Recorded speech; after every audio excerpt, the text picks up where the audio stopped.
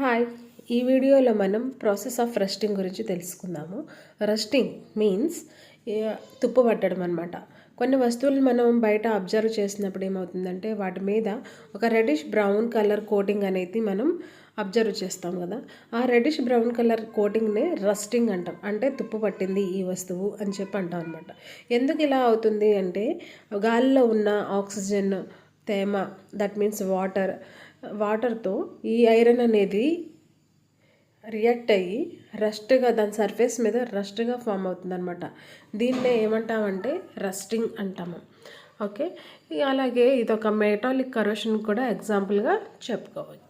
అలాగే ఈ రస్టింగ్ అనేది జరగకుండా ఏం చేయాలంటే ఎక్కువగా పెయింట్స్ ద్వారా ఈ రస్టింగ్ అనే ప్రాసెస్ని జరగకుండా నిరోధించుకోవచ్చు మనము.